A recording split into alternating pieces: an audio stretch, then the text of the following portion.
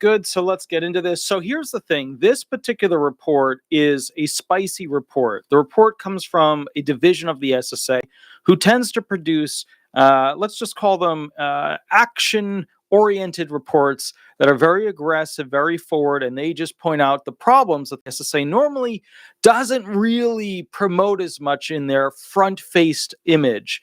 This report is from OIG. Who is OIG? OIG, you guys know, is the Office of Inspector General. The Office of Inspector General is where the attorneys on behalf of the SSA hang out that also do a lot of things. They review the actions of the SSA on behalf of the commissioner. They interact with the individuals that investigate you, like literally follow you around, that are part of the CDI units, known as the CDI unit investigators that hang out in hubs. And so as a result of that, we tend to get the most spicy information about what's going on from the SSA from OIG. This is their November 2024 report that was released. It has some pretty interesting things in it. Let me just go ahead and read it to you and kind of give my take on it so that you understand specifically what's going on going forward when it comes to the Social Security Administration and their ability to pay you benefits going into 2025. Managing human capital. The Social Security Administration must design and implement adequate plans to hire, develop, and retain the employees it needs to meet its mission, address its workloads, and provide the high level of customer service the public expects and deserves. As you guys know, the SSA is at a 50-year low of employees, and it's right now getting worse, and things are not good. 2023, it had a boost. 2024 was holding on, and now it's having some real problems again. Why this is a challenge? While the SSA and State Disability Determination Services, DDS, hired more employees in fiscal year 2023 than in previous years. So 2023 was a big hiring year. Attrition and more limited hiring in fiscal year 2024 have lessened the impact of fiscal year 2023 hirings. Per the commissioner's testimony on March 21st, 2024, which was Commissioner Martin O'Malley, before the Committee on Ways and Means and Subcommittee on Work and Welfare, United States House of Representatives, the SSA needs funding to restore staffing to fiscal year 2023 levels to improve service delivery, including reducing national 800 number wait times and disability claims processing delays.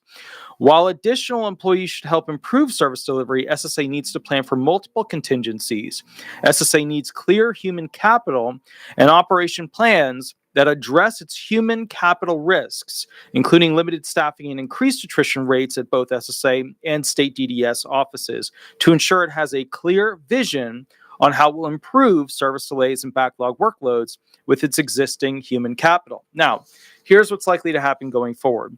The Republicans are coming into existence here with the House, the Senate, and the president's seat. So as a result, we're not going to be seeing a lot of large increases in finances going to the SSA. Now, there's a side note to this. Biden was a champion of being a horrible president when it comes to the economy. And that caused horrible, rapid inflation, which caused the SSA to need significantly larger amounts of money to be able to pay for the staff it already had, let alone try and get more staff on top of the funding they already had.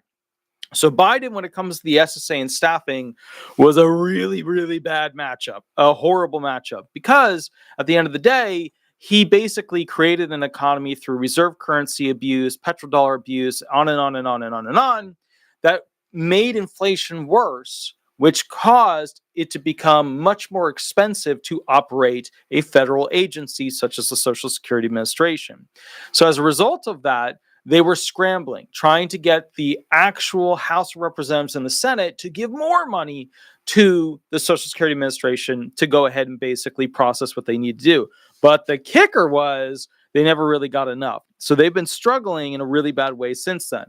Their hiring and retention. As of September 7th, 2024, SSA had fewer employees than it did at the end of fiscal year 2023. Just to give you guys a quick little walkthrough right here. Here's basically what's going on. 2024, you see it's starting to dip again. 2022 is super bad. 2023, they hired a bunch, but 2024 is seeing a lot of attrition where people are quitting and leaving the SSA. So not a good situation, a very bad situation. Now let's talk about this. Similarly, as of September 30th, 2024, state DDS offices had fewer employees than they did at the end of fiscal year 2023. So as you can see, we are now worse off than we were in 2022, which means there's not enough DDS employees to actually review your disability claims to go ahead and complete the review process, because as you can see, 2022 is bad, 2023 improved, but 2024 is even worse. And we're expecting 2025 to be even worse than that, because the Republicans are not going to want to give additional money to the Social Security Administration to process benefits. With that said, just to kind of keep this in mind, the Republicans will probably get the economy doing much better. So the SSA, with the money it does have, it will go much farther with it. Now, both attrition and more limited hiring resulted in SSA and DDS having fewer employees in fiscal year 2024 than they did in fiscal year 2023. For example, one senior regional leader reported that while she lost over 650 employees in fiscal year 2023, she was only authorized to hire 259 employees in fiscal year 2024. While the attrition rates for the SSA and the state DDSs have decreased in the last couple of fiscal years, the attrition rate for DDS in fiscal year 2024 remains relatively high at over 11%. So in other words, the amount of people they're losing at DDS year by year is really bad. And the reason it's really bad is that this ultimately makes disability applications or disability reviews take significantly longer. Right now, realistically, most disability claims are taking around 14 to 19 months to adjudicate at the initial filing and reconsideration levels. They're taking way too long. Used to be way back in the day, and not really that far back, but pre-Biden, more middle of Trumpy kind of area, used to be more around, like 3 to 6 months at initial filing. Now it's around 14 to 19 months. Expect it for each adjudication level to potentially reach up to 20 months or 21 months for initial filing and reconsideration going forward. It's a scary situation. I've never seen anything like it. It's bad. It's really, really bad. Over here, one of the SSA's biggest human capital challenges is state DDS staffing. Now, let me explain what state DDS is, because some people are not going to understand what that is compared to the SSA. The SSA is a federal group. The SSA's purpose as a federal group is to adjudicate SSI, retirement, disability, spousal, widows, etc. benefits. However, inside the federal system, the Gov, pays a state-based group. So each state gets their own DDS. It's like a little bribery thing where they pay the state to hire people to do the initial adjudications. What do I mean by that? When you go through a disability application process, initial filing, reconsideration, ALJ, appeals council, at the first 2 steps of the adjudication process, they use DDS people as judges. They are disability determination services. Okay, they're basically college graduates. They don't have a law degree, and they have forms that they fill out to see if somebody should be found disabled at the initial filing level or the reconsideration level. Only after 2 denials do you get to go in front of an actual federal judge called an administrative law judge. But before that, they don't use administrative law judges because they don't want to have to pay for that many administrative law judges to exist and adjudicate claims. They want to have those boss level people multiple levels down the line. Okay, here we go. So DDS, feds pay the state to create a group, an army of people to decide disability claims at the initial filing and the reconsideration levels. Now, while the SSA helps fund DDS, each state hires the employees who work at their respective DDS offices. DDS disability examiners manage the disability determination process at DDS. Having fewer disability examiners diminishes the DDS's ability to process the disability determinations the SSA needs to award or deny benefits for. While attrition rates for disability examiners differ nationwide, all but the Denver region lost more disability examiners than they hired in fiscal year 2024. So Denver's okay, but just to give you some of the stats on where your state or county, or rather your state or office is at, region, Boston, there were 31 disability examiner losses. There were only 26 additions. New York, 84 disability examiner losses, only 3 added. So New York is going to be really bad going into 2025. Like, just realize that New York's going to be really bad. Philadelphia, 86 disability examiners were lost, 45 were added. Atlanta, Georgia, 288 were lost, only 149 were added. Chicago, 177 were lost, only 21 were added. I have my theories about Chicago, but the main thing is is people are getting out of Chicago left and right. It's crime ridden. It's just not a good place to live. The weather is terrible. Let's call it like it is. The real estate is a shit show. People are getting out of Chicago. They're leaving it in droves. So bottom line is Chicago is going to be really, really bad to try and get disability benefits going into essentially 2025. Okay, Dallas, 198 were lost, 118 were then added. Kansas City, 33 were lost, 10 were added. Denver, 23 were lost, 28 were added. So they actually did well. They got more people. San Francisco, 148 were lost, 53 added. So San Francisco is going to be a little rough. Seattle, 34 were lost, only 22 were added. The total DDS examiners, and remember, these are regional bases, so they include multiple states in there. Total, they lost 1,102 DDS adjudicators and were only able to add 475, which is not good. Not good at all. Senior regional SSA leaders reported DDS employees often left DDS to work for other federal agencies that have similar work with higher pay and more telework available than the states offer them. So the SSA is offering too low money, and bottom line is the telework isn't as open and available as other agencies, and let's call it like it is, there are other jobs in the federal government that are just easier to do than working for the SSA. So here's their portion on human capital planning. In a September 22 report on the Social Security Administration's human capital planning, we concluded the SSA's agency strategic plan and annual performance plans covering fiscal year 2018 through 2022 include limited discussions of the human capital strategies needed to ensure it successfully meets its strategic goals and initiatives. In other words, they didn't have a plan set up for basically 2018 to 2022 to address a catastrophe where they didn't have enough employees. They were limited. They didn't have it set up. They need to get on that.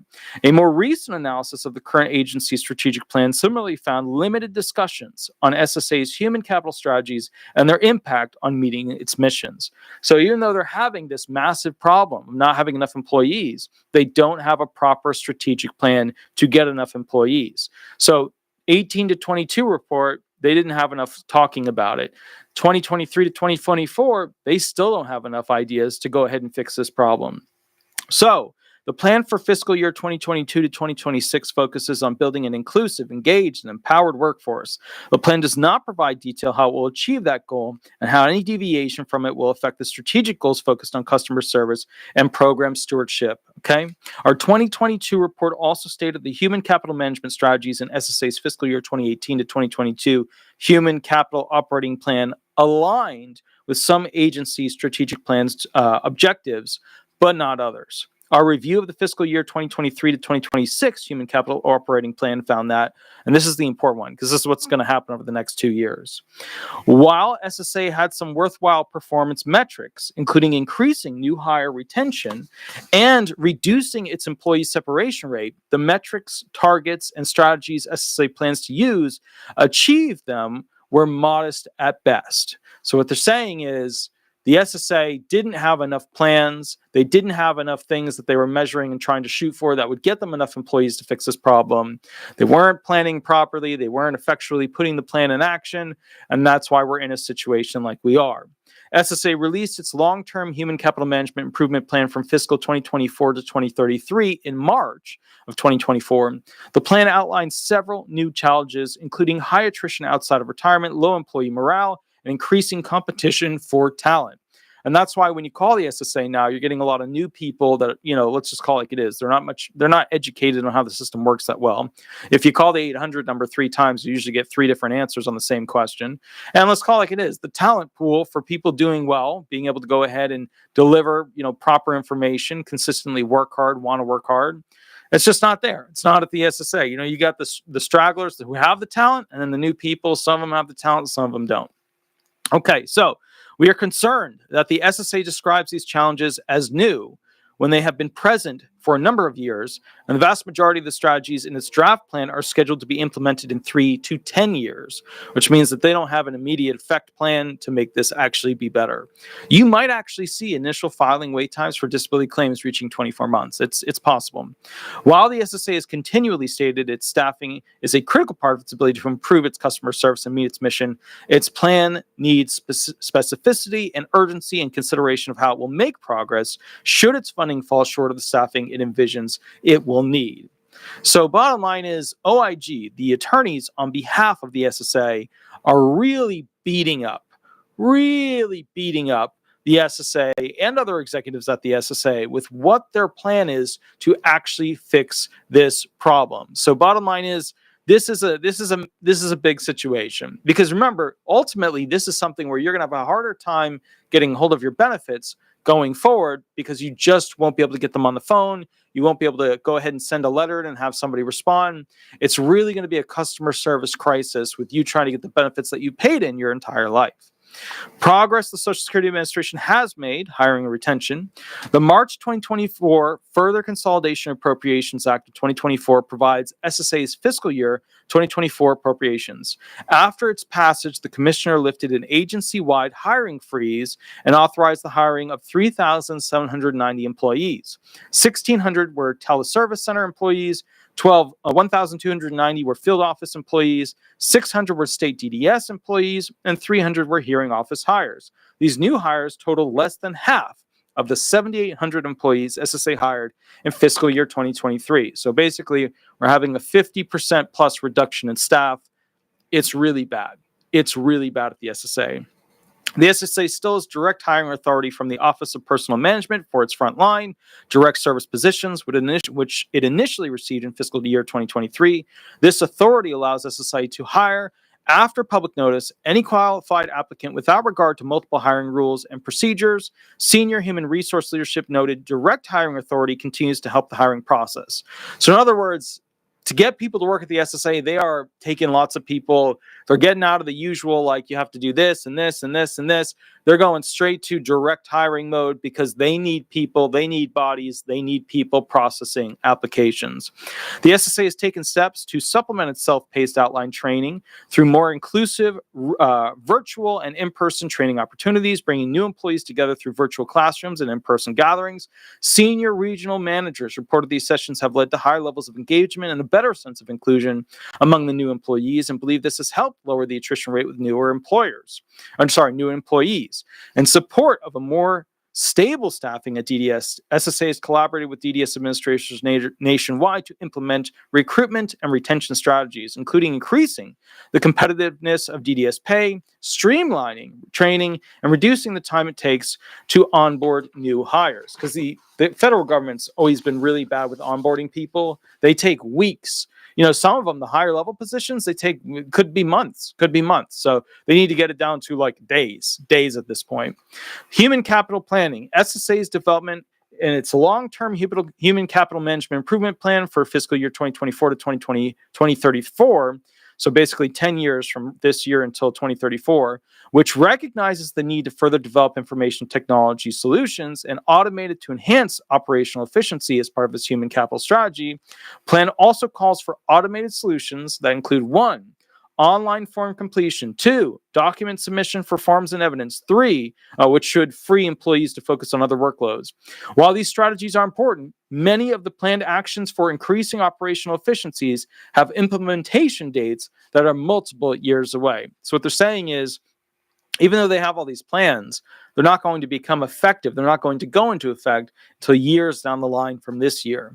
What the Social Security Administration needs to do, here's their final summary paragraph: develop and implement human capital and operating plans that address its human capital risks, including how it will better compete for talent it needs, retain the employees it has, and eliminate service delays and backlog workloads with various staffing levels. Yeah, look, the simple fix is really easy.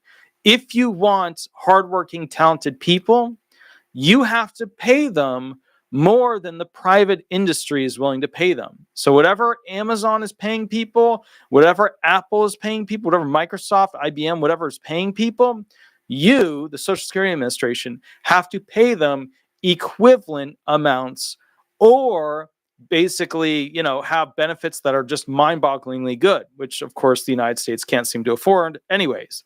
So the point is with this, just to kind of summarize what they've talked about in this report, the big problem is that it's going to get worse. 2025, the Social Security Administration is primed to get worse. The new commissioner coming in on behalf of Trump is supposed to be like the super CEO that knows how to make things hyper efficient, make computer programs much, much better, and he'll probably bring in a team of coders to go ahead and do that. But to be fair, over the next 6 months to 12 months, the SSA is going to have some really tough times. You're going to have a hard time getting through on the 800 number. You're going to have a hard time getting appointments set up to go ahead and use the offices because you can no longer walk in because there's going to be a lot of people who are trying to use that appointment system. It is really tricky, really tricky. And unfortunately, they don't have the humans they need to make this agency become what it should. I guess what my question to you guys is, the IRS had an increase of staff members, which basically was passed by Biden. And as a result of that, they hired a lot more people to go ahead and, basically, go ahead and do more audits, more reviews, etc. And as a result of that, the IRS was able to add around 90,000 more people. Just to be clear, the SSA needs around 90,000 people to actually operate at the customer service that we would expect from it, that we would be happy with it. However, they've only got around 50 to 53,000 people working there. So they're half of the group that they really need to be. But it is interesting that the federal government, instead of making sure that you have proper customer service for the benefits you paid in your entire life, instead they said, no, we want to hire significantly more IRS agents to squeeze the working class to go ahead and make sure that we get our money to go ahead and spend on wars that we want. So is what it is. Anyways, I will catch you all a little bit later. You have a wonderful, wonderful, wonderful day. I will be live again later tonight around 10:30 to talk about the dark side of Social Security benefits, which should be an interesting video. Please remember to like and subscribe. Become a member if you like. Head over to Google and type in Disability Resolution Law Firm, or go to Google and type in Disability Resolution Florida. Throw some reviews up there. I always love seeing those. And with that said, I go live on Mondays and Thursdays to answer questions. And if you have a bigger question or a situation, there's a mini contract below for a private session. I'll catch you a little bit later. Have a wonderful, wonderful day, and I will see you later tonight. Thank you so much, everybody. I'll catch you later. Bye-bye, everybody. Bye-bye.